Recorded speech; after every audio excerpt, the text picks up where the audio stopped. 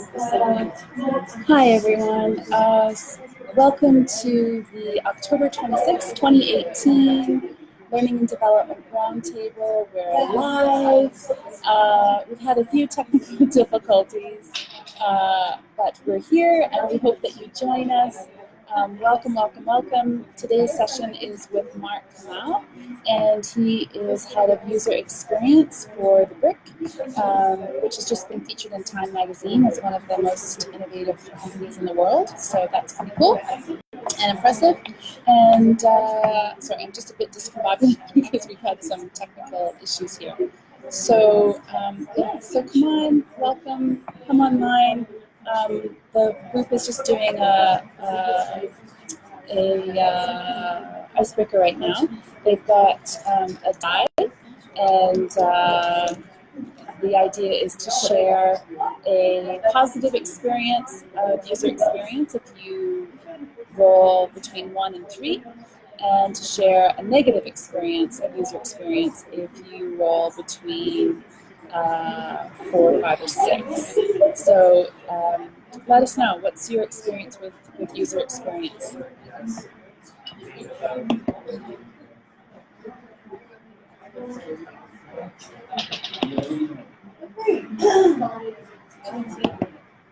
So some folks are talking about, I know an example for myself, how a negative experience was when I was, and by the way, user experience at this point, we're talking about your interaction with a product or service or an online course, that kind of thing. So a positive example for me is when I designed a MOOC, a massive open online course. I created a map of where students were in the world, and they could drop pins and put their emails and links to their website, etc. And that was really exciting to see people come in from all over the world and make this map of where they were in the world for teaching this course. A negative experience was when I tried to register for a so-called global health platform, and when you had to put your contact information in, the phone number didn't leave enough spaces for a Kenyan phone number. And it got worse because to register in the system, you had to get a text. So obviously they couldn't text me because my phone number wasn't correct in the system. So that's an example of something that wasn't working properly. So I'm just going to bring us back to the large group, and we'll get Mark up here pretty soon. Okay, folks, if I can get your attention. So as with technology, you know, we always have glitches. So for some reason, the Facebook Live is not working on the phone. I don't know why, but it is working on my computer. So so we'll just go with that. We'll be flexible, and we hope that you join us online, or we hope that you enjoy this if you're watching this after the fact. So welcome, welcome, welcome. So she says that she's decreasing the screen so she can frantically see her Word document, because that's where the introduction words are for Mark. Okay, there we go. Okay, so it's my pleasure to invite Mark to speak. He is the head of user experience for the BRCK, and huge shout out and kudos, and we're so lucky to have him. The BRCK was just featured in Time magazine, alongside the likes of, was it Google and Amazon, as one of the most innovative companies in the world. So yeah. Yeah, so that's pretty exciting. So he's the head of all things user experience with the BRCK. And by the way, for those online, if you're searching at BRCK, BRCK is without the I. It's BRCK. I just went blank there. It's our custom when we're introducing people, I ask speakers to give me 6 words that have little stories behind them. And then you choose 1 or 2 or 3 of those words, and then Mark will introduce himself according to those words. You what, sir? Oh, that's okay. Okay, so his words are stars, curry, left, rooftop, and F1. So what's one of those words that that your curiosity is piqued by and wanting to introduce himself? Oh, F1. Okay.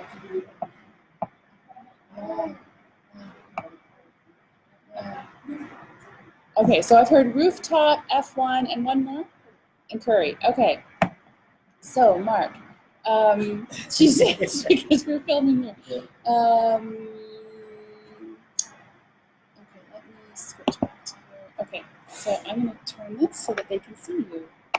Okay. So say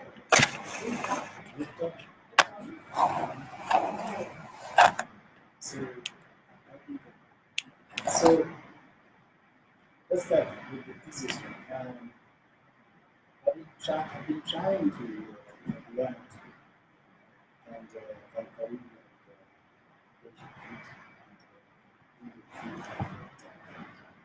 so of late vegetarian and chicken fries. So it's one of the things that you need to fast it's a good reason it's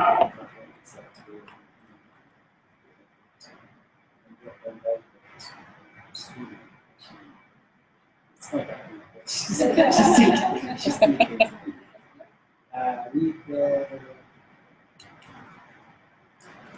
It is rooftop in India. That's maybe on avid. Really? Really? Oh. I love partly because historically some of the being first black person starting Latin science and it's established but still it's not going to be as a guide for the generation but this will be an inspiration. So Mexico. Yeah. So that and so with his lightning fast. And so I wanted to ask you one question. If a car stops and you take 4 tires out, then screw and then you screw with 4 and screw back. How long and then the car goes out, how long to take 4 tires to unscrew 4 tires? Oh, wow. They do very well. They do it in 2 seconds. 2 seconds? No. Yeah. They go like, Wow. the record is 1.8 seconds. Wow. Can you imagine how fast that is? It's the most efficient thing. So it's amazing. 2 seconds. If you do in 3 seconds, the drive was 6 seconds. Yeah. And then rooftop is I was a guy who grew up in city all my life, and then in 2015 I believe I privileged to join the big team and we have this mantra that if it works in Africa, it works in and so we made this device and we were like, it should work in Africa. And we said, okay, let's eat our own dog food. Does it really work? So we decided to take a road trip, camping in African villages and test it. So we went from here all the way to Japan, like 3 motorbikes that we landed. And so we just get someone to come, test it with the videos, like make sure that to see if it actually works. By the time we came back, I never set an attempt. I never count. By the time I came back, I was Pardon me, Mark. Sorry, folks online. I've just brought it up on my phone so I can just see the comments now. Welcome, Sonia. We can see that you're online. She can't hear you. Oh. So, do you want to? I know this is a bit weird, but it's your yeah. Yeah, I mean, and from that day, I came back and I got a Land Rover and I put a rooftop tent on top, and so now I go around camping every time I've got a chance. Last weekend, I was like completely stuck in Sagana. I follow Google Maps, very like downstream 90-degree steep slope, and I found the river. It says it's just on the other side. And then I had to take the car up. And these guys were like, I lived here 50 years and I've never seen a car here. So you're really lost. But yeah, it's adventure. And so yeah, on Instagram I put a little bit of my company. That's why I like it. Okay, so great intro. So Sonia can hear a little bit better, but the sound in general is not great. So let's, sorry folks, really test your learning and development skills when you're trying to do this like in real time. So let's take this out. Okay, so Sonia, I'm gonna have him move up closer, and I can see someone else is online. Feel free to introduce yourself. Mark is going to be looking into, we're filming from my computer, and I'll be watching, we're going to reverse it, normally it's the other way, and I'll be watching my phone for your comments and questions. So let's just briefly go around, and if you just want to say your name, and we'll welcome you, and folks online, feel free to introduce yourself as well.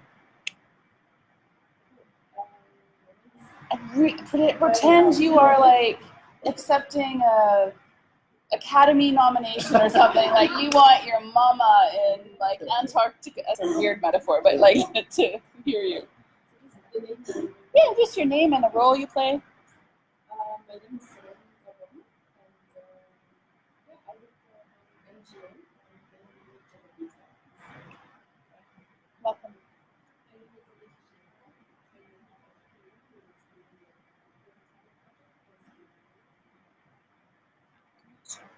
Okay, let's see if we can do this.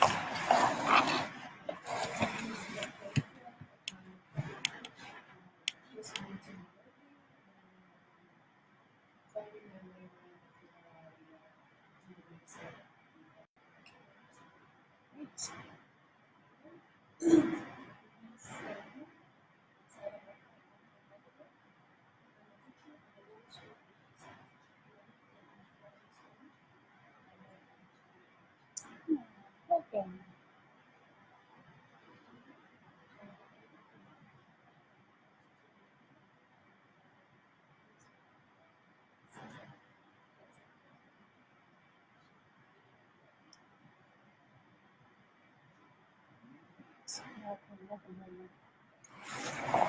And I'm Leanne, I'm the founder and facilitator of this Learning and Development Roundtable. And I'm just delighted to throw it over to Mark. So Mark, I'm going to ask you to pretend that this is a person, so make sure to chat with folks. And I'll get you actually to sit here if that's okay, so you're as close to the mic as possible. And you can put that, you can move that. Sonia Richter is online. She is, if she's home, she's coming to us from Rwanda.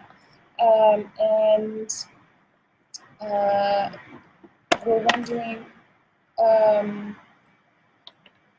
yeah, and we also might have Marion online. We're not sure. We're just seeing about that. Okay. Okay. So thanks for your patience, folks online. I'm not sure. Oh, and Gloria's here. Hey, she says, hi, excited to join in. Sound is definitely challenging today. I can't hear anything except your voice. Leanne, I'm happy to see Anita in the room. That's Gloria. Sorry, Gloria. Or Maria. Yeah. Okay, so behind the scenes, Mark, when I go like this, talk louder. Okay, so I'm going to turn it over to Mark. Yeah. Okay. So yeah, guys, I'm very, very, very happy to be here. Even though I tend to travel and speak, I was telling Leanne, I tend to travel and speak about design in different places, and I just came from Stockholm, from Amsterdam. I just after Stockholm to speak about design, but somehow I was very nervous to come and speak to you guys. I don't know why, because I really respect people's time, and I hope that whatever we talk about here today is useful. But on the other hand, I don't know people's level of working with design, and so I didn't want to prepare something that's too elementary or too advanced, and so that was the challenge for me. And Liliane also said to me that whatever you speak about, make sure that people can take something that they can really implement, which is important to me. And so if people online have worked with human-centered design before, and what I say is beginner's level stuff, then I apologize. But I thought, what is the most comprehensive way to talk about the principles of human-centered design that is practical, so that I'm not just sitting and talking, but we do something together. And there have been some exercises that have been done, but I also want to talk about a little bit about my experience and some antitheses of what human-centered design has been, with a few examples that I've collected around the world. So my name is Kamau, and I work as the director of user experience design at BRCK. It's a local company that basically tries to connect people to the internet. It's the frontier markets to the internet. What happens is there is a lot of people in the world who are not connected to the internet.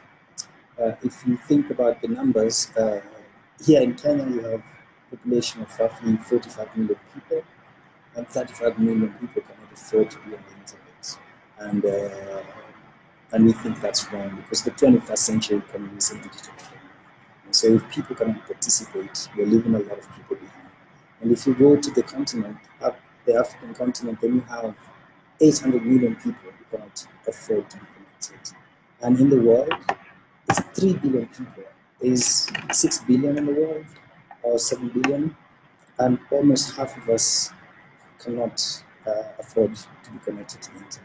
And the question is, do we want a future where we continue to advance certain people, leave others behind, or do we think of them as well and try to bring them along? And the way we look at this question at BRCK is it's unacceptable to leave people behind. And so we've developed technology that allows for people to go online for free. And then you have a business model on top of that, where we are able to charge businesses or pass the cost on to businesses, so the end consumer does not have to pay for connectivity. And that's the business model we've been working on, and we now are almost at we've deployed the last 3-4 months, and we're almost at 500,000 unique users coming to your platform every month. And that's in matatus or public transport vehicles. Instead of staying in traffic, being frustrated, in the matatu you can get free internet, and you can basically learn. So it's one way we're extending education from classrooms also to public spaces, and giving people access to that is how we do it. And another one of the things we do is KioKit, which how many of you have interacted with the KioKit? Yeah, so that's another one where we're trying to make African classrooms into digital classrooms, and I'll show you a little bit about that. But to start, what do you think this girl is doing?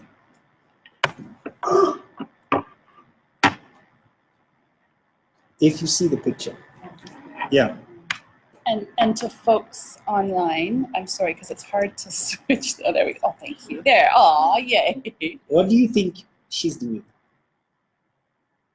And by the way, Rosalind has joined us online. We've got 4 folks with us online.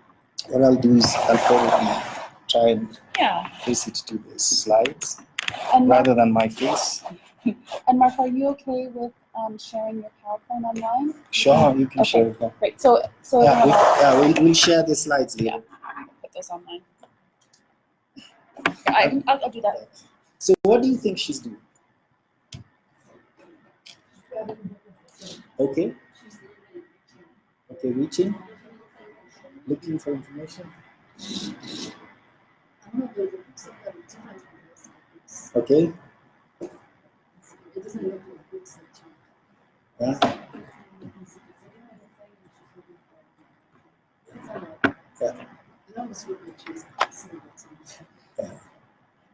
Yeah. Yes. Folks, and remember to talk really loud. We really want the folks online to hear you. So Yeah. if you actually want to come up close, I want to try to make them feel as welcome as possible. Yeah. So I think this is we'll come back to this picture, but I want to talk about this guy. His name is Doug Dietz. And Doug Dietz was one of the guys who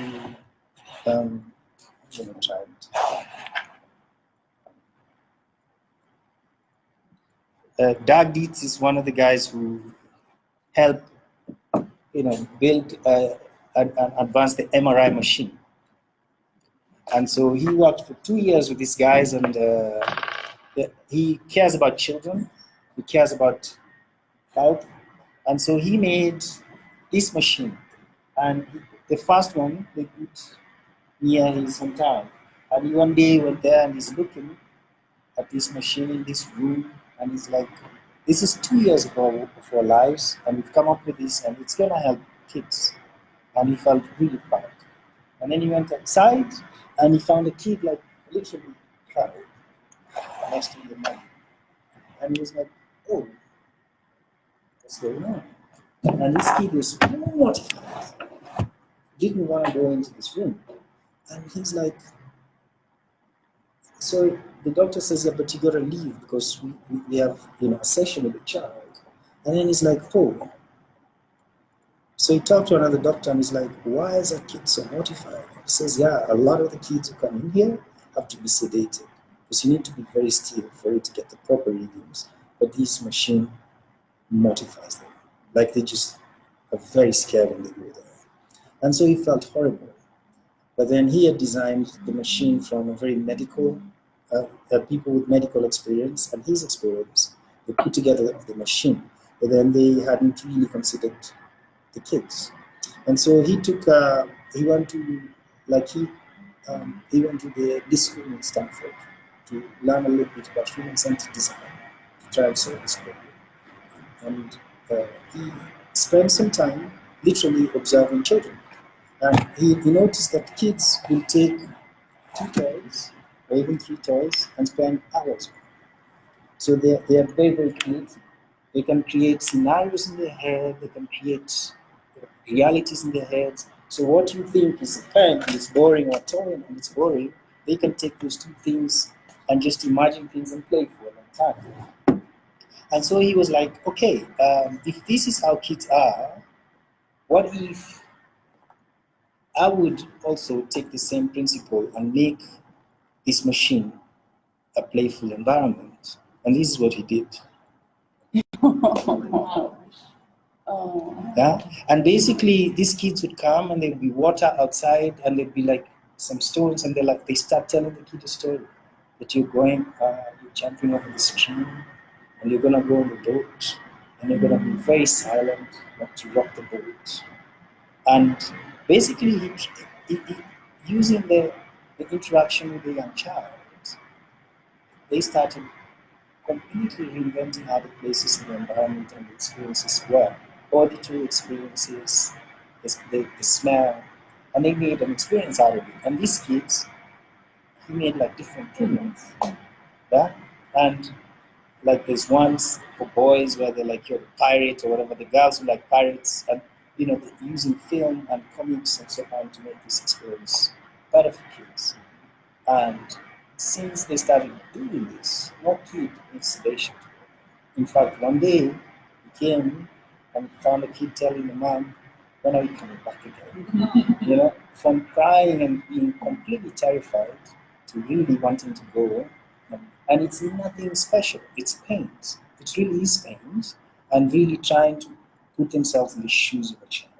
And if there is an example that illustrates human-centered design for me, this is one of the most powerful examples. Human-centered design is really trying to work in the shoes of somebody whose challenge you're trying to solve in a very meaningful and intentional way. And I think often we design or we look at solutions as experts, and we use our education as experts, we use our experience for doing something for many years, and that is the basis of how we make things or we design solutions.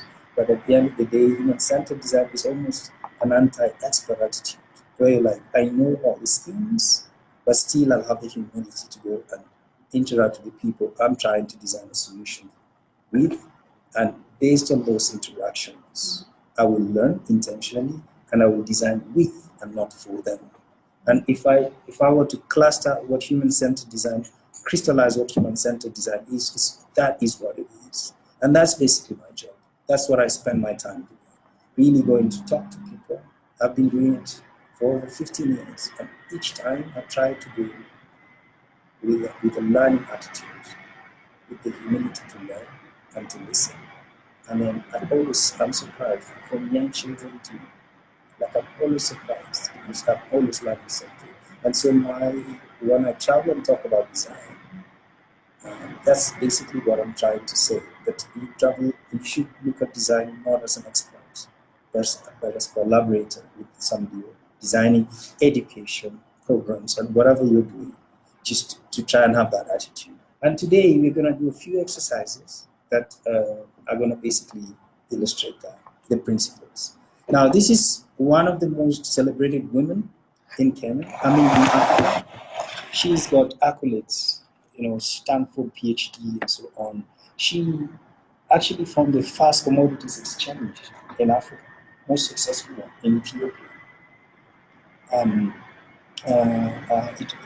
It trades very well and does a lot of amazing work. She is, if you look at her, you see she's like one of the most celebrated women in Africa.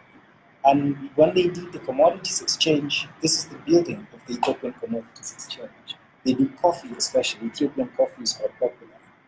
And so one of the things, one time she came and we were talking about some work, some consulting work, and she said, "Hey, Mark, I've come to you as a human-centered designer because we learned a lesson back in Ethiopia, and I don't want to repeat it again when we replicate the work we do elsewhere."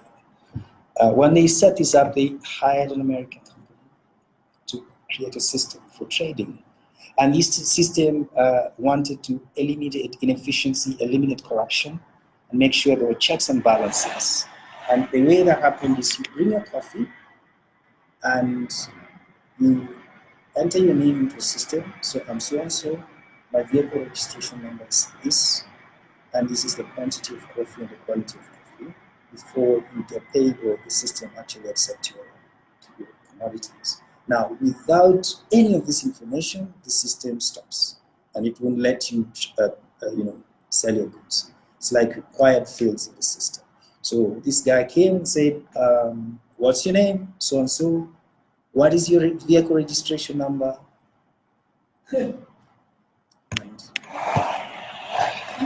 And the system wouldn't accept his coffee. And he's like, "Oh, I don't have a vehicle." But the guy is like, no, but you have to give me a vehicle registration number. That's what the system says. But then this is also an example where you design things with good intentions, but then without the end user in mind. And then at the end of the day, things like this happen. It actually caused serious problems. And to change the system, you needed, it's a commodities exchange. You don't just go and change something. Even changing the date of trading, you need approvals at a very high level. So this became a big issue and a lesson for them, to actually, instead of just using computer and programming expertise to actually interact with people who actually end up using the system. And this is an example that's close to my heart. I was in 2008 working in Arusha. And in Arusha, there's neighboring surrounding areas is Maasai community. And I went there to form a film institute. And while I was there was a lady from the Netherlands. She's like a inclusive millionaire. And she'd come to visit. And these guys, they welcomed her very well. They didn't have much, but they were singing for her. They gave her the little that they had. And their hospitality just touched her. And she's like, "I'd like to do something for her." And they had cows. And so this guy who was with her, who brought her, says, "Yeah, but this milk they produce, maybe we can make cheese. Dutch people are good at making cheese." And so they're like, it would be very nice to make a cheese factory for them. And so they were like, "Okay, that's how I'm going to help them." we're gonna make cheese and then sell it and then we're gonna make money. She's like, yeah, I'll basically sponsor that. And so they put together a huge, like this cheese factory, you needed 20,000 liters just to turn the machine on. And then when they were done, basically there was no one because it's a pastoralist community and everybody had gone and there was no cows. So they said, bring the milk so we can start making cheese. And there was no milk because people had, basically the way they live is when this place dries up, they go to another place. And yeah, they're nomads. But then they build a solution that's well intended but not considering people. And often this happens in Africa, where people were well-meaning. You've seen how much money in aid has come to Africa and how much programs from institutions that mean well end up actually being what people call white elephants somewhere. And lots of money has been, if you look at the proportion of how much money has been spent in emerging markets and how much value has been gotten out of it, there is a big disconnect. And human-centered design tries to address that, where it's saying if you design with people, then we make less mistakes. And I always say Africa cannot afford uncontextualized solutions anymore. The stakes are just too high. And so that's why I advocate for human-centered design. Now, I want to talk about education. So this is a school in a place where I went with my colleagues to look at education in Africa. So the child who's here has to walk to school. Can you see? That's how far they have to walk just to get to school. And then they get there, and half the teachers, like sometimes the teachers are not there. So they pay a huge price because they leave the cattle from their family, and their moms, sometimes it's older ladies who need them to actually look after the cattle because it's their only lifeline. But they're sacrificing that labor to actually go to send them to school. But they go there and they perform very poorly because they have no resources, they have no books. Teachers, obviously, not a lot of teachers want to go and work there, and so the resources are scarce. Now contrast that to a kid in Nairobi, in one of the schools here. They have internet, they have books, they have, very good resources. But then when you come to the final examination that determines whether you go to university or whether you go to a secondary school, the kid here sits the same exam as the kid in Nairobi. And we thought, there is an imbalance there. Like it's just, these kids have odds stacked against them. And so we thought, what can we do as BRCK? And at that time, we started looking at things that have failed with education, digital education, tablets that kids drop and they break, and then charging these tablets is a problem, and then pushing content to this, you have to collect them and take them to one place to update them. Imagine if you had to do that there, it's just, to update content is a problem. So we decided, okay, can we actually make a solution from Africa by Africans to actually address this? And that's how the KioKit came along. This is another picture of these kids. And this is, I don't know what's the challenges of digital education in Africa. Just having devices or getting connectivity will solve the education gap. We have to look at the bigger picture. Delivering a sustainable platform for education.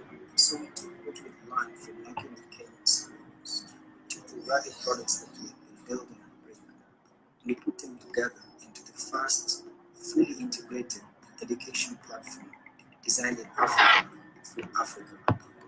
We introduced the KioKit. The KioKit combines the connectivity of the BRCK, the server and content capacity of the BRCK, and 40 of our Africanized key templates into a simple, integrated platform that instantly turns any school into a digital classroom. The entire solution fits into a secure, rugged, and web-resistant case. To keep the setup simple, the KioKit only has 1 second. We're just going to stop it, folks, and make the sound a bit louder so everyone can hear. And thank you for your patience as we work through these technical things. She says, trying to keep things moving along as we're recording. I'm going to look into like a Bluetooth mic that maybe speakers could wear that would make this much, much easier.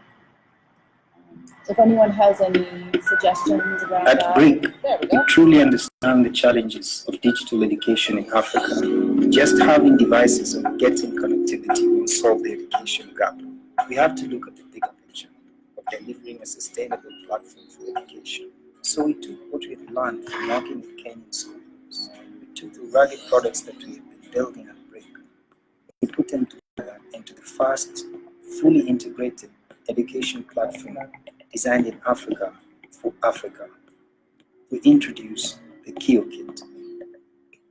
The Kio Kit combines the connectivity of the BRCK, the server and content capacity of the BRCK Pi, and 40 of our Africanized Kio tablets into a simple, integrated platform that instantly turns any schoolroom into a digital classroom. The entire solution fits into a secure, rugged, and weather-resistant case. To keep the setup simple, the Kio Kit only has one cable, its power cord. Because the classroom experience is so important to us, we designed the entire platform to be turned on and off from a single button. The Kio Kit revolutionizes the very idea of having technology in the African classroom. We don't just think about these ideas in our Nairobi lab. We spend a lot of time in classrooms across Kenya, observing, experimenting, and getting valuable feedback from both the teachers and the students. One lesson we learned from our earlier design iterations is that the tablet charging connection is the greatest single point of failure for devices used by children. So we engineered the Kio not to require a cable for charging. The Kio Kit includes the first practical use of wireless charging for education tablets, where the student simply drops their Kio into the kit and it begins charging. Another thing we observed in the classrooms was the teacher's challenge in describing how to put on the headphones correctly. So we color coordinated the earpieces to make giving instructions even easier. A common issue faced by schools in Africa is power interruptions. Once charged, the Kios and the entire kit can run through a typical 8-hour school day. In off-grid environments, you can even run the entire system using solar. The Kio Kit stores all the educational content on it, so that you don't need to be connected to the internet or power for it to work. This means a school child in Turkana can get the same access to learning as a child in Nairobi. BRCK is committed to leveling the education playing field in Africa. The Kio Kit is what happens when Africans design a solution for African schools. So this is an example of one of those solutions that some of us have interacted with, and it's changed a lot from that video. For instance, we found out, for instance, that teachers got frustrated because we took a Kio Kit to class and kids would pick it up quicker than the teacher. They would lose control. And so we started designing with the teacher solutions around these challenges. And so, for example, the Kio Kit, as it sits right now, incorporates a training program where it first goes for the first 5 days, where the teacher gets an opportunity to familiarize with the educational content and so on before it goes to class. And number two, kids will start playing games, and then when the teacher comes, they go back to the lesson. And then the teacher again feel like that's losing them control and interrupting the learning. So when we went and observed that in classrooms, we created a broadcast button. So the teacher has an environment where if she says she's on a science or, if she broadcasts all the tablets, change to what she's teaching, and kids are not able to navigate away from that. And then some of the things that we also saw is that 40 or 50% of the teacher's time is spent marking exams and so on and doing, manual administration. And so we started thinking about, could we actually make digital quizzes where before class they set a quiz, which is automatically marked with analytics of how the kids are performing, so that she doesn't have, or he doesn't have to, go and spend time marking examinations. And so the potential of continuing to design with teachers and students is enormous. Yeah. And I just want to jump in with two things. We heard you online. People are requesting a link to the video, so Mark's going to give that to me, and we'll post that. And if I may, I just wanted to give one of my favorite examples of user experience with the KioKit. The kids were having trouble. Did you notice they had earphones? Yeah. The kids were having trouble because a left earphone is slightly different from a right earphone. Putting those on. Can you think of how they solved it? This is, you won't see this from the video. This is, there's a newer version. So these little children, they're spending too much time. They can't, how does this go on? And you know, they're getting them all. Sorry? Oh, good option. Something really simple. A drawing or something? It's really simple. Yes, yes. Yeah. They made the left and the right ear different colors. And It's we just- so simple. And we put the R and L really large, and it's and even the button for starting it was too small, and some teachers had chunky hands, so we had the option to supply a KioKit to diet pills or fix it. We chose the latter, and so we fixed it. So we've engineered, and it has heat sensors as well. So when it's hot in certain places, it automatically starts fans that then cool down the system. So we've continuously iterated on the KioKit and other products that we make. So when we started, the model was schools would pay for one. It has 40 tablets, 40 headphones on the server.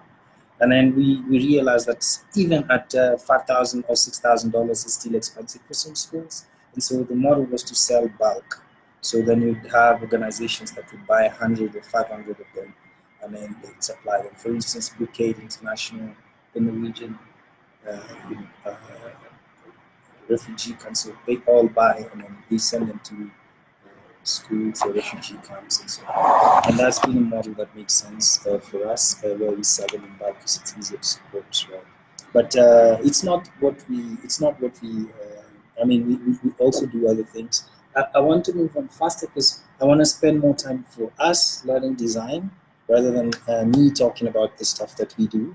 Because again, I might end up spending most of the time doing that. I just want to acknowledge we've had a couple of questions online from Sonia, and I do want to support the idea of moving on to user experience. Some of these questions are around the KioKit itself. We did have Nidhi Sharma come in and speak to us, and she actually brought a KioKit.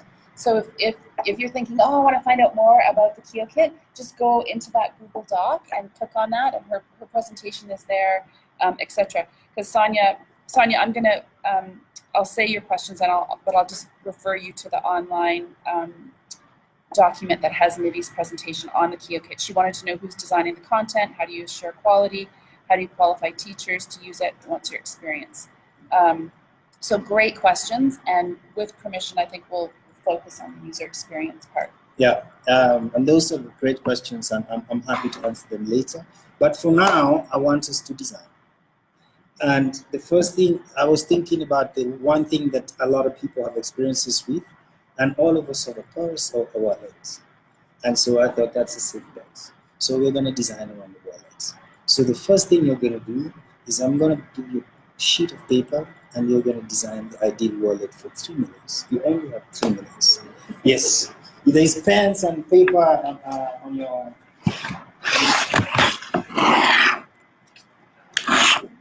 Okay, folks online. I can see Sonia's with us. And Janet. Hi, Janet. Welcome. Gloria. Oh, it's so great. Angela, thank you so much. Yeah, I think it's a kick out of people joining us online. I'm going to try to sort out this issue of the microphone and make it easier. If anyone has experience with, I was trying to think if I could get a Bluetooth microphone for the speakers, that might be better in the future. If any of you have experience with that, please let me know in the comments.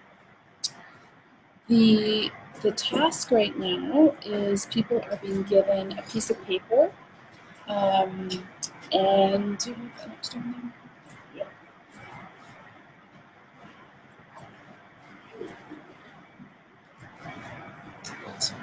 Okay. So it looks like this. So it's an official BRCK UX design sheet, and the task is simply to design a wallet. So if you have a piece of paper near you, you want to do the exercise, you're welcome.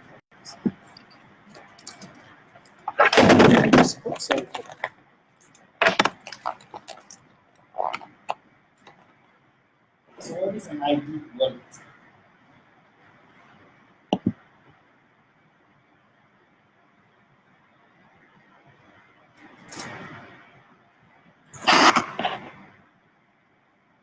Hi Janet, I saw you just hello. So any comments? Let's just ask us, what is an ideal wallet? What does that mean to you? If you could design a wallet, what features would it have or would it not?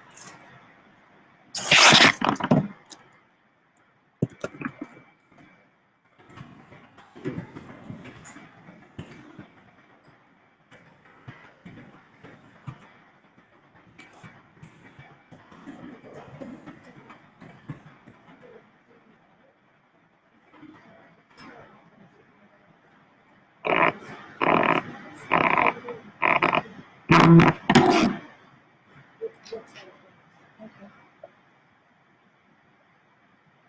It's the speakers up. Yeah. Someone's just talking about the microphone issue and trying to see if the option would be so.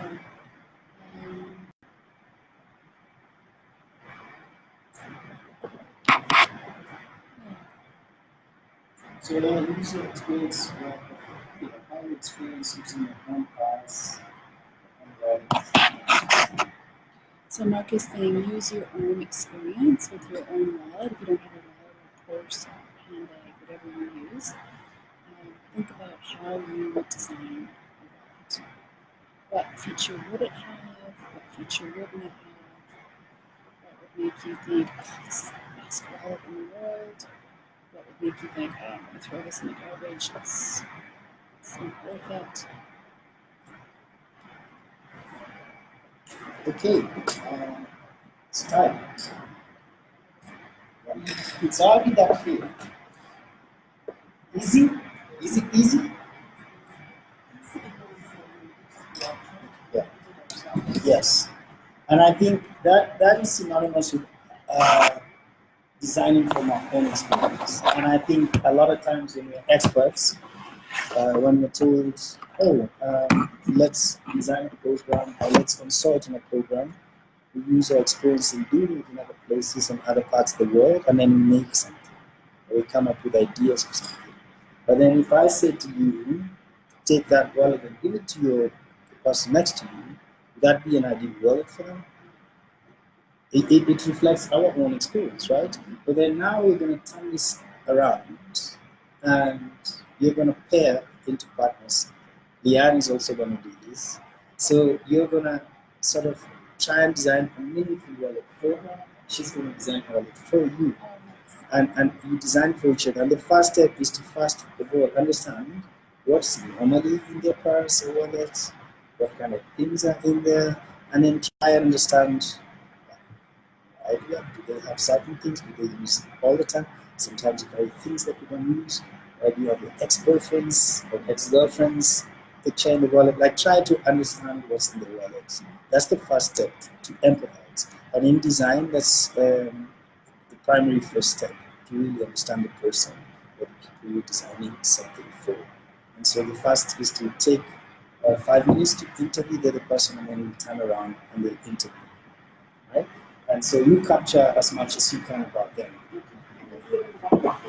You can do it at the back, yeah. Leanne won't even let me print the program because they're selling paper. Yeah, are you okay being on camera? Can we? Yeah, so your child Tell us. Okay, so if we can sit together, just try to make folks feel included. So our task is to, so you want me to tell you? Yes. Okay, And I'll do the same, and you design for me, and I'll design it for you. okay. So, and this is lovely Carolina, it's her first meeting here. So Carolina, for me, well, and folks online, if you have features that you can identify that are important to you in a wallet, feel free to put those in the comments. For me, it's important to be long. Like I like a bill long. Yeah, to have it long. I just like, I don't want to dig for stuff. I want to be able to see it easily. To have room for the change component. I like the little, like, where it has,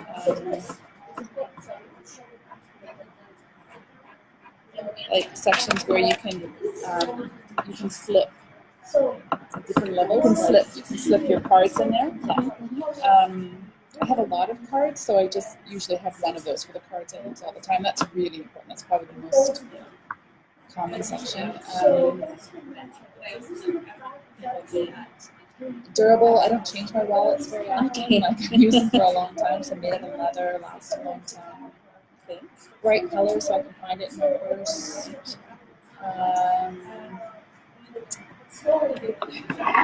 Any ideas that folks online? When I travel, it would be really cool. I'm not going to do this, but like when I travel, I'm carrying different SIM cards. So right now, I put it in a little plastic thing, but it's separate. Like I guess ideally that would be great. That would fit in the wallet.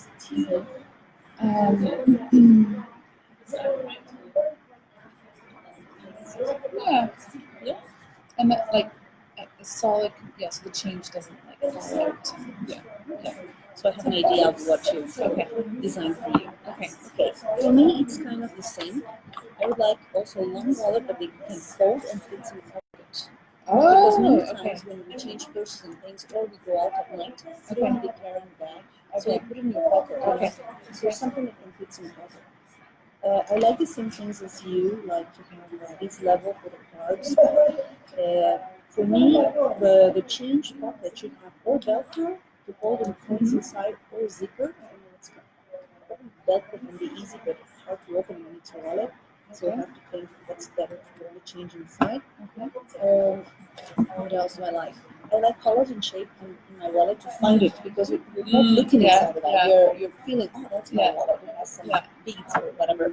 I like a keychain for my keys also. One for my house. I like it together because I tend to find, the bag of women. It's the worst thing ever. So you have the wallet and the key at the same time. That's fantastic because and can I also, I just want to include Janet. She said, I need a deep coin box and an outside pocket for easy access to business cards. That's a great idea, actually. I hadn't thought about that, Janet. I always have a separate business card. That's a really good idea. I always have a separate little business card holder, and I'll keep one or two business cards in my wallet, but I'm always concerned they're going to get a bit grungy and dirty, and I won't ultimately be able to hand them out. I love that idea. I don't have business cards ready. And Sonia has said, here's another perspective, which is this is what this is all about. Sonia says, I have different wallets for different countries because I have different needs depending on the currency. So when you say different needs, Sonia, depending on the currency, do you mean different size of wallet because the currency is different sizes, or do you just mean like you keep the wallet separate because each one has a different currency in it? So that's clever.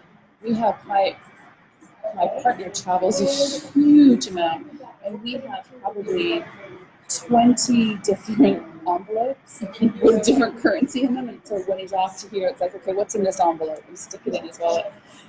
Janet says it has to be durable, so it has to be made of leather. Yeah, I'm with you. Okay. And Sonia said needs ... Sonia, I'm not sure what that means. Feel free to add to that if you want to. Yeah. Okay, I'm finishing with mine. I love to have pictures. Yeah. I have my husband and my brother, which are my favorite. It's ugly to say. Those are the men of my life, and I have beautiful pictures of them, and I like to have a pocket full of pictures just in front, so I can. Every time I open my wallet, I like people ask me, "Who are those two good ones?" My brother and my husband. Oh, that makes my heart happy. Yeah, so I like a place for pictures. Okay, like in front of everything. Fits in the pocket, the color, the shape. I like to have a key. Same things as you had inside, just the folds, light, not a heavy thing. That you know that you make it light because if you're going out at night, you don't want to have a heavy thing in your back pocket or something. And yeah, I don't think leather for me would be the only kind of material I would use in a wallet. I've seen fabric, recycled fabric, like patchwork, some beautiful things. I like it colorful and, you know, easy to the touch and something like that. For me, jewelry and bags and all the accessories we use need to be something you can touch and play. You know, you're like entertaining with a necklace, entertaining with a wallet, with a bag. Yes. So that would be And Could I play some music? maybe not, just because it'll. Normally, I'm a person who would say yes, but Oh, because it of the might be video, this yeah. the sound, right? Yeah. Oh, I see Sonia. Okay, she was just correcting her earlier post. Janet says a deep and long pocket for banknotes. Some currencies are bulkier than others. And Sonia says in Germany and Europe, make space for coins. Okay. Yeah, 1 moment. And so normally the way the exercise goes is you ask people about the contents of their wallet, and then they tell you, okay, I carry A, B, C, D, and these are the things in my wallet. And then you note what is interesting about what they carry in their wallet, because sometimes you want to take implement-centered design, you say observations are also sometimes validating of what people say. For instance, if I go into a room and we're trying to design some technology and someone says, yeah, we are very, very tech savvy, a lot of times government people say that, and then you go into their office and it's full of files, which are paper.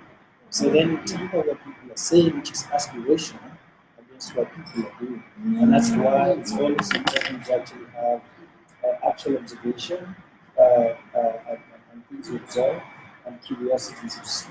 And then you pick people. So the next 2 minutes, based on the things that someone says is in your wallet, try and get stories. By the way, the best insights for me come from when people tell me stories, not when people tell me facts. So for instance, they say I have a picture and so on and so forth. And I say, yeah, but why? Tell me when the picture in fast and what triggered. They say, oh, you know, we went with my boyfriend to this place and so on and so forth. And in that story, you get their attitude, you get their mindsets and points of view. So you dig deeper. So if you saw something, for instance, or they say something in the wallet that you know, I don't carry that, that's a little bit peculiar. You dig a little bit deeper to understand that. And then we're going to turn around. Immediately after that, I want you to interrupt. Then it's this time of the other person to interrupt. So again, try and itemize what you have in your wallet, and then try and understand why they have certain things, and then have some stories about it. So if I have a conversation rather than an interview, it's better. If I have stories that are an articulation of facts, it brings more insights, because when people start talking about why they think certain ways or why they feel, so you get emotions and stories and attitudes, is the best way to actually. So imagine you're designing a program and you want to start a new program, but to go and talk to people who that program is outside. You're going to try and formulate different conversations to try and understand what this is. For instance, at some point in the beginning of next month, with the World Bank, I'm going to try to work with politicians in Berlin to talk about community-centered budgeting. Instead of politicians setting agreements on budgeting items, how can we involve communities in deciding their priorities? And this would be a very good exercise, trying to do a talk with communities about their issues and so on by having conversations. So the first step is trying to do issues. And this exercise is really good. So it's the other person's time now. But then if you have questions around things or so, just leave it. But I mean, time is the other person's time. So it's your time for that. Yeah. You're chatting so much that we didn't say. Hi, Kathy, welcome. Marketing and brand copy. Yes. Yes. Okay, we did it in half the time because we talked about both words. Yeah. You can work so that we can look at each other better to see, or I don't see why not. Grab mine. It's just not the ideal. Let me.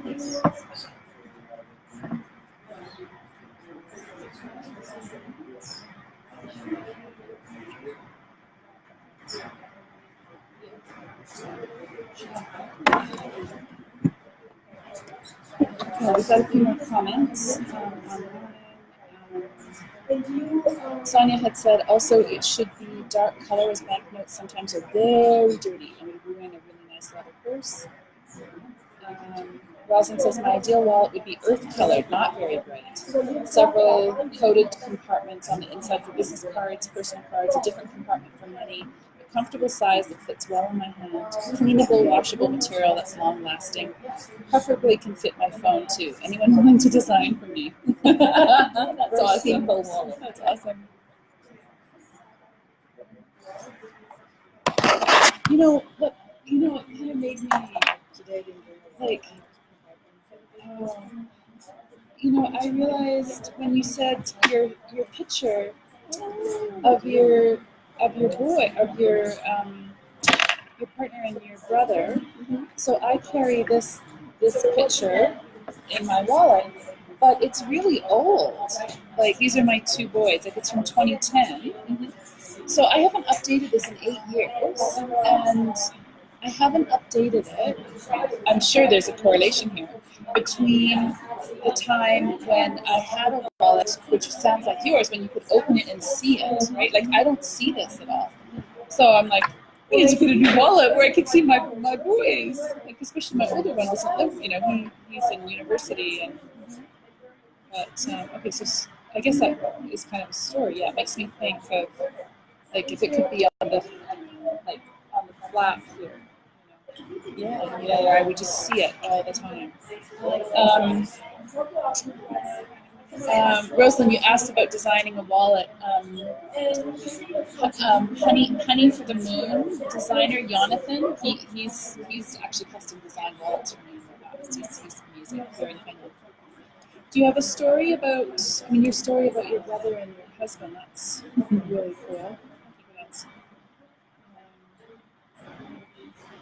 So you don't have the what you wanted. You don't have the places to put the cards in. So it's not I do. So these are the cards that I use. Okay. Yeah. So that I'm just showing a portion of my wallet and then what I do. There's sort of 3 components in here. One I use for change, and then these are cards that I use less often. And then I have a bot. Okay, a 1 note minute. from a trip I went with my partner to. I just keep that in there. So yeah. It's a chubby wallet. Yeah, so I would never have a wallet that could fit in my pocket. What if Yeah. you lose that wallet? Would that be like terrible? Like you're having dangerous things in it? The big thing would be the cards. Mm-hmm. Yeah, so I'd have to cancel the cards and get new ones for sure. Yeah. The picture. Well, but the pictures, these are all digital. Okay. So that wouldn't be It's not like in the old days where Yeah. you have just one. Okay. No, and in fact, right now I'm having someone scan. I'm in the process of bringing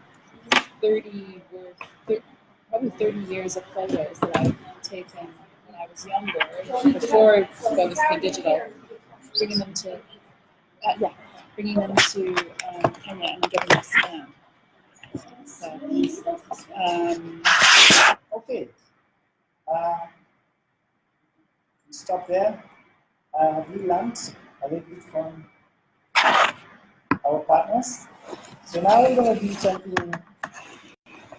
Normally, when you go and talk to people, and then you go and synthesize the information, and then you do what you call you capture findings. You capture the findings, and then you have to take a point of view, right?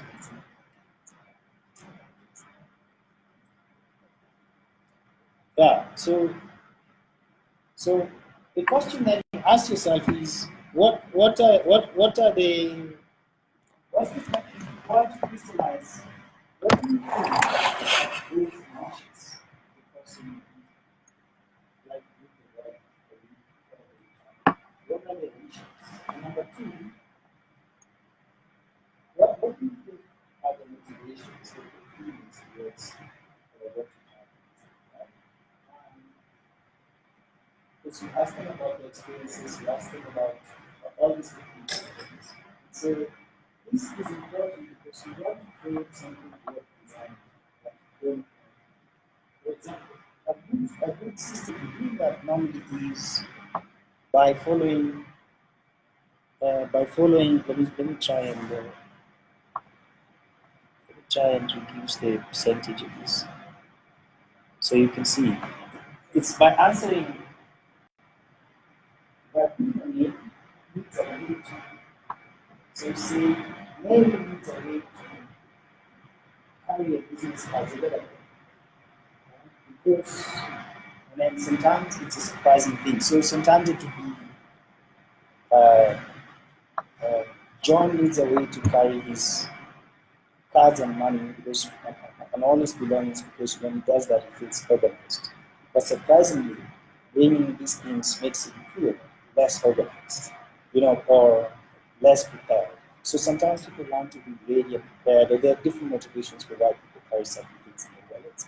And so that then says, your point of view says, what exactly is going to be something worth designing for? Like, what did you capture from the conversation, which gives you a point of view that's different from other people, that's individual to that person? Let me see if I can find a different example. For instance, let's come up with a very, very specific example. Yeah, for instance, Janice needs a way to feel that she has access to all her stuff and is ready to act. That's a point of view you could follow based on the background. Yeah, but then surprisingly, having all the stuff together, in a class, makes her feel less ready to act. And sometimes I feel that happens a lot when I go to supermarkets and there's a lady in front of me who puts out these things. And then when she's asked to pay, she asks surprised. And she's like, oh, I'm trying to look for a wallet. And I'm like, the whole time you need to pay for these things. I don't understand why. This is why you try and find your wallet. But anyway, I see that a lot. Or Arthur needs a way to socialize with his friends who are eating healthy, but it feels like he isn't participating if he's not holding it. That's like just a random thing where you're like, what is the person's attitude, or what, or what are they trying to achieve? And then, if you are going to design something for them, what's the point of view you're taking? What is what taking time? Am I making sense? Okay, so then the next step you're gonna do. Let me put it back. Why? Let me put back the slide so you see. Um, you see exactly. So you see the question and how you reframe the problem that you see with the person's work. And Mark, just a reminder, you can make these handouts available. I can post them. Absolutely. Great. I can send you a digital version of this, even a filmed one. Okay. So then people can, Oh, great. Okay. Yeah. Great. So you can say if the person's name needs a way. So you actually say the description of the person, they need to see and the insert. Does that make sense? I mean that validates your statement. So for instance, when you go, for instance, if you go to a community and you're trying to design something for them, once you talk to many people, when you're looking at the findings, first sometimes I do it and say, what did I hear? What did I see? And then based on that, and I form a point of view. And what are the feeling, what are they saying, what did I see in my own eyes, what did I hear? And a combination of that information, when I synthesize it, where I go and say, of all these conversations I hear, what am I seeing? And then sometimes you're like, if you're working in journalism, violence, you're like, oh, these people, like, based on the conversation, you kind of based on what they're trying to, like, this is the main, my people, this is the main, but I will talk to them, and this is the way we, and what I learned, which I didn't know, research, skills, and then based on that, form a point of view, which then informs your program, which is and sometimes, I give you a very good example. In Stanford, I went during the elections to Mumbai. And Mumbai is the son of the university. And we had gone there because we wanted to talk to rogue doctors. You know, people who start illegal clinics. And then people, our point of view was these people are starting illegal clinics because the occupants of the slab cannot afford to go to a proper hospital. So people are taking advantage of them by starting road clinics. And by the time we went there, of course, if somebody is illegal, is not qualified to be a doctor, but is strictly permanent training and so on. And I'm like, we want to talk to you. And obviously, we get a lot of resistance. And one of these guys was a cleaner. And the doctor in the International Hospital was a drunk. And so he was at the night shift. And he would tell the guy, stop bleeding. At this particular time, I want you to take this many millimeters of this medicine. This is how you inject someone. And he basically was showing the cleaner how to administer medication. And then he would go off to drink and sleep. And then this guy started getting a passion to be careful because he felt important more than a cleaner. And then he started learning and learning and learning, and his heart for helping people inspired him. And when he went back home, he would see similar problems with people who are unwell in this lab. It's like, wait a minute, I've been shown how to take care of this someone, and he started a small clinic. And guess what? He wasn't even charging people. He was helping people out of the kindness of his heart. So our attitude when we went in there was that these people are taking advantage of poor people. And then we actually went and found the person who's actually really genuinely trying to help. And when we talked to the neighborhood, I walked up my team and I it was middle of the night, I didn't know what to do. And he woke up to me. And the nearest place is like 45 minutes walking, there's no tough. And so when we went there with a villain perspective, after talking to people, we realized I need to reframe what we were going to design for. Instead of designing for road doctors, maybe we actually need to empower this guy to get the skills he needs so that he can safely get the qualifications to help. But if we didn't go and talk to people, we wouldn't have it. So reframing the problem is putting your bias aside and taking the information you want and trying to apply that to what you want. That's basically what it is. So now the next step is going to be us basically.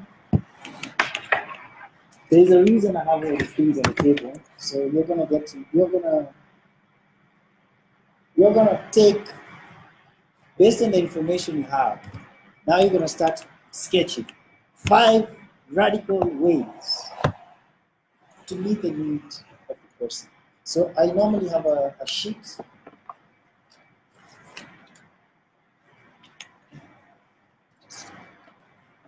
And then you're gonna get feedback from them. This is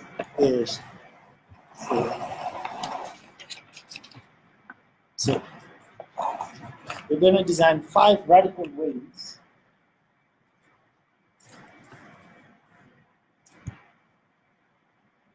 so here's the idea. You see how many minutes you have? So you have to come up with 5 different radical ideas based on the needs she has and the needs she has. And then we're going to have 10 minutes where she's going to give you feedback on your ideas, whether they are meeting the needs or so on. And then next we're going to so you have 5 minutes. Is it like component of However, if you have the ideas of wallet, it could be different components of wallet. It's up to you. It's your creativity. Go. And I'm going to dive into it because I don't have a lot of time.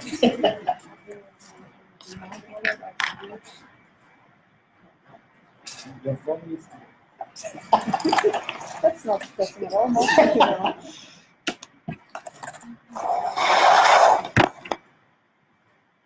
Okay, guys. Can you think of 5 radical new ways that would meet a wallet design? So some of the challenges in our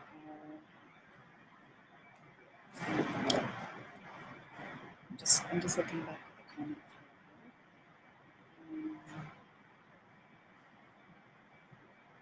So it needs to be washable, fit different currencies.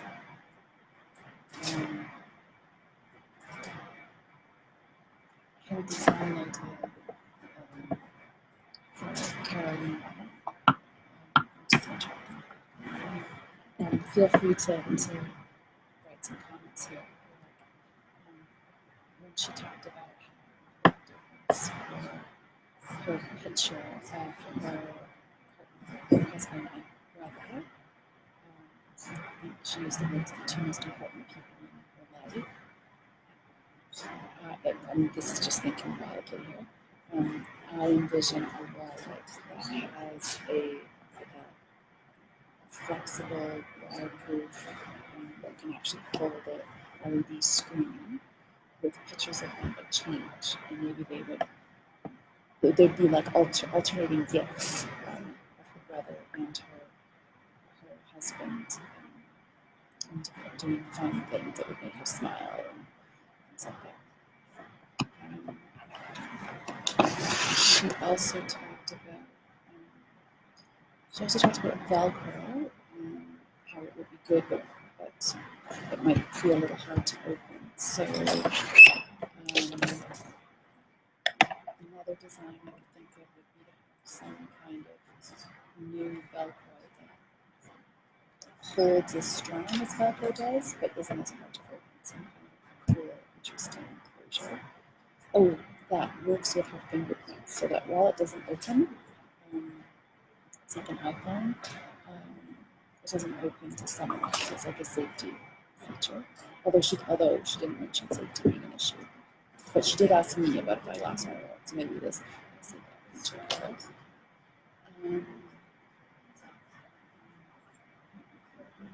She talked about her keychain being attached. Do something fun with the keychain.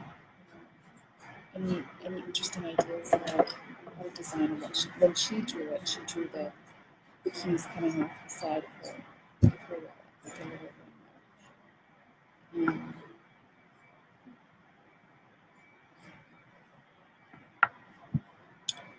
I don't know if this is a problem with her, but I wonder if the keys are attached to the wallet, and you're digging into your purse to pull it out, maybe the keys would get stuck in other things. So maybe we could design keys keychain that are attached to the wallet, but all the keys fit without any effort at all. They all fit nice and tight together, so things wouldn't get stuck with them.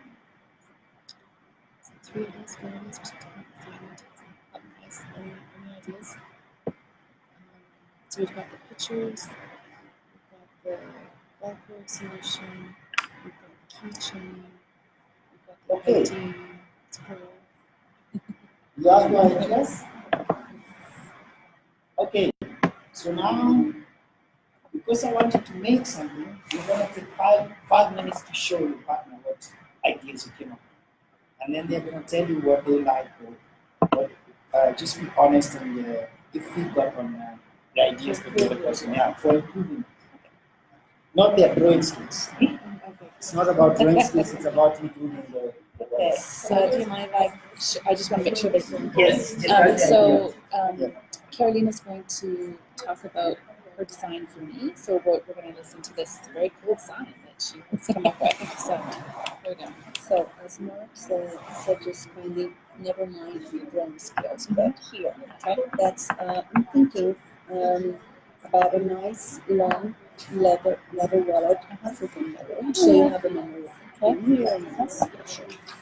I would put card levels in many pockets on your inside the wallet, so you can have different cards in different places. You want it long and flexible, so I'm going to make it long as a bill here. And I'm not considering the other ideas about people saying that in other countries are different size bills, but it could be also a little bit larger than you need, but it will take longer. Let's say you can make it a little bit bigger for if you go to another country. I saw that your wallet has a button to close the coins, the little coins and change. So I will have that.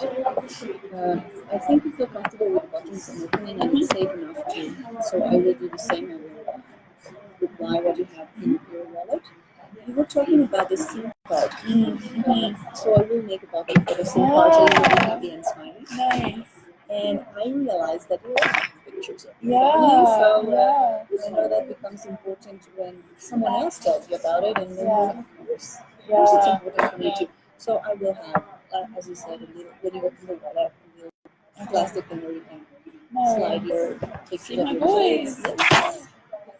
So anything you want to change, or I didn't know if you got something. No, I think it looks good. Yeah. Okay. Yeah. I'm going to listen to you and your I mentioned to the folks online. I was thinking a little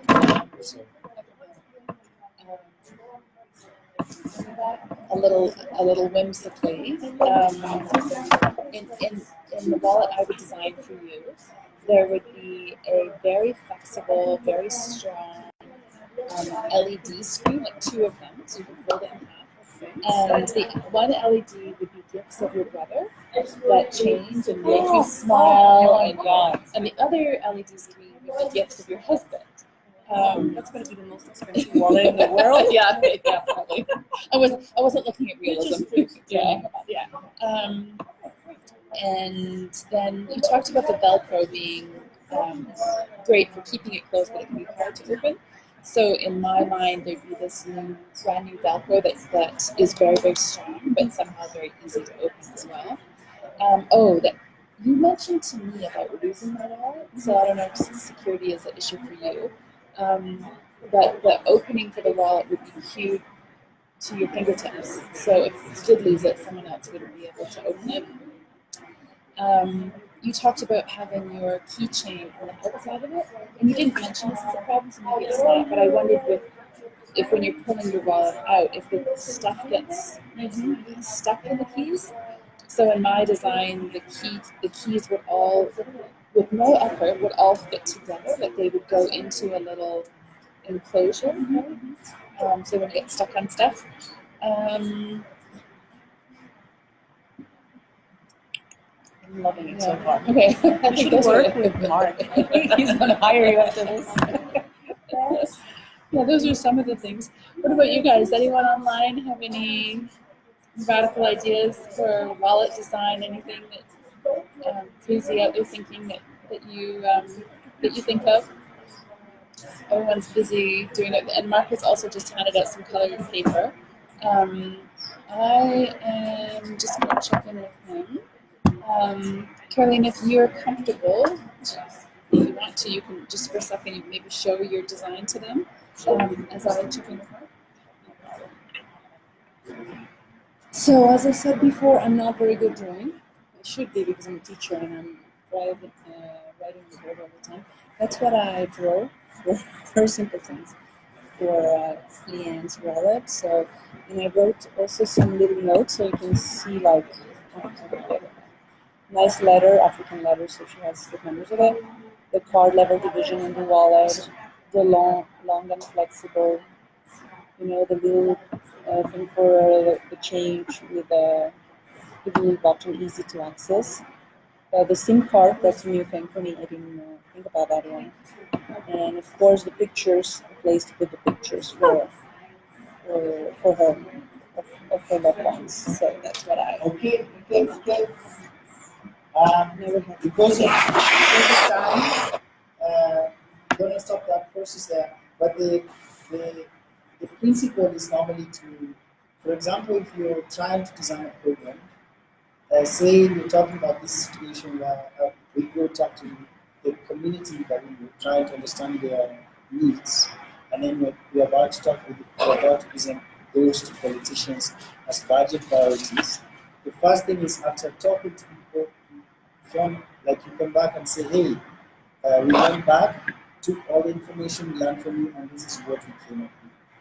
So you go back and try and confirm would this meet your needs. Not assuming that because you listened, that whatever you came up with is right. So having a different interaction after crystallizing what you learned and preparing something based on your program or what theme design, going back and saying, hey, these are the things or the ideas we came up with. Don't make anything yet. Just come up with, after a summary of ideas, this is what we listen to, this are what we came up with as ideas for solving the challenge X. Does that resonate with you, or do you have any feedback for us? And then if they say it resonates with them, the next step is actually to make something, right? Because of time, I don't know that we'll have the opportunity to do that, but that's the prototyping stage, where you actually make something physical that people can interact with. If we had time, we would have made a wallet. That's why we have scissors and the paper, and you would have cut it to glue it together, and then you would have given it to your partner and say, this is what I need for you. You take a look and interact and see if it works. That's basically what we do. Like, I constantly take the kid to schools, the teacher, and the students interact with it. And then they're like, oh, kids are still rowdy and whatever, and we have to be back on how to deal with something good. And we should do that also with the programs and the hemisphere of our and then those solutions are more sustainable. Those programs are more sustainable when we consistently involve people. And so we are not experts, but we are literally facilitators. And that's basically the idea. So I will pass it over to Liana. I hope that gives you a glimpse of the principles of human-centered design. At each stage, there's a lot more to learn, and I'm happy to get questions and even bounce ideas off you if you have something you're doing that you'd like to do.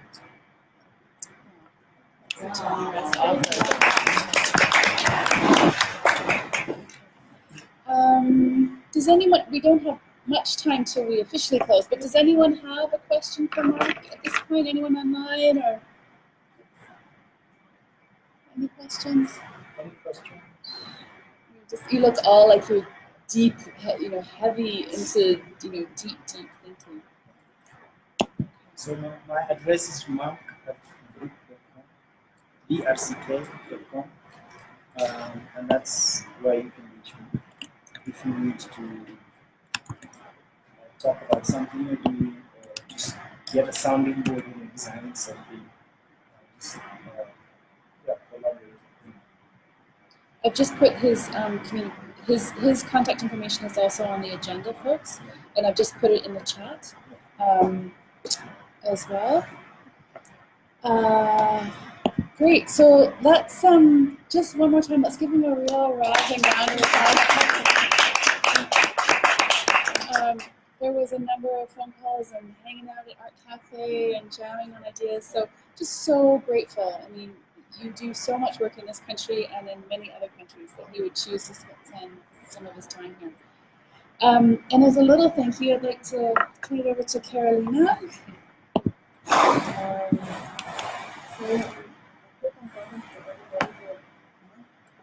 you very much. I hope you enjoy as much as we did. I know you and everything, but I don't know if all the roundtables are like that. And Mark, thank you for taking the time for coming and talk to this group, which is very different from the group talking. Thank you for coming to listen.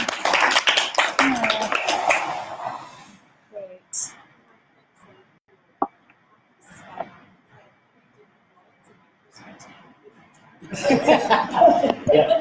Yeah. You may not be able to hear me, but she's talking about prompts, and she's got 3 different wallets or 3 different wallets. So, okay, I just want to spend a couple minutes closing. Where is the keyboard?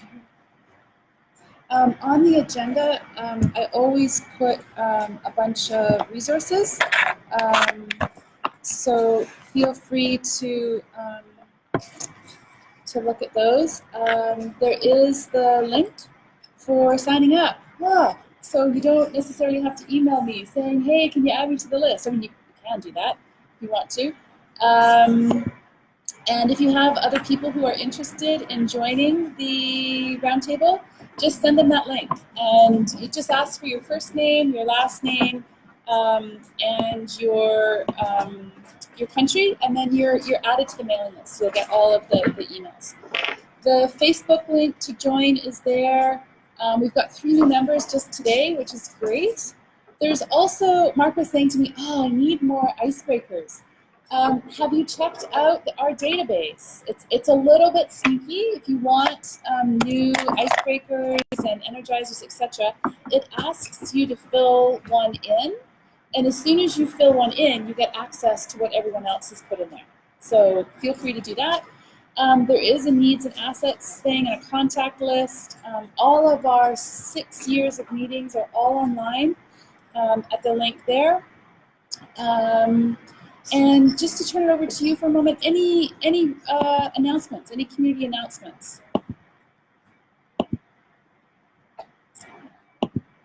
No? No announcements? Okay. Is anybody going to Oktoberfest this weekend? Oh, you are? Yes. Okay. Well, I will see you on the dance floor tomorrow night. If you're, I know it's tonight as well. I'm going tomorrow night. It's so fun. It's so fun. They bring in a band, the same band every year from Germany.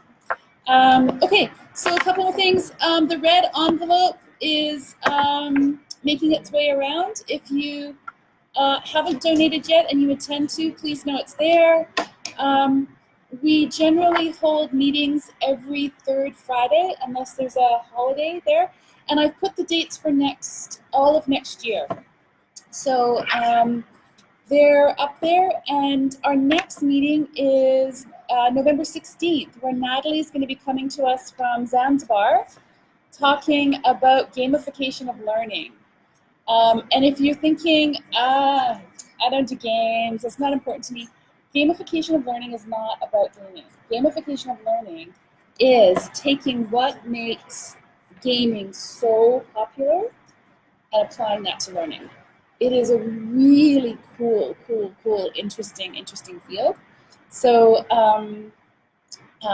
mark the calendars for that, November 16th. Also, remember the link at the top of the agenda. If you have a group that you want to nominate to receive our donation, please fill that in. Let me know if you have ideas for speakers. I want to start getting that set up for next year. And if you haven't had a chance to sign our tome of thank you cards, these are all the people that make it possible for you to get onto the compound and get the badge and get the video posted to YouTube and all those kinds of things. So I just want to say a big thank you. Another thank you to Mark. Woohoo! And have a lovely weekend, whether it's at Oktoberfest or not. Thanks everyone for participating online. The video will be available live within, just takes like a minute or so, and it'll be up live, and then we'll post it also, as we always do, to the YouTube channel. So to those of you in the room and those of you online around the world, thank you for loving learning and for being here. And hope to see you next week. Thanks everybody.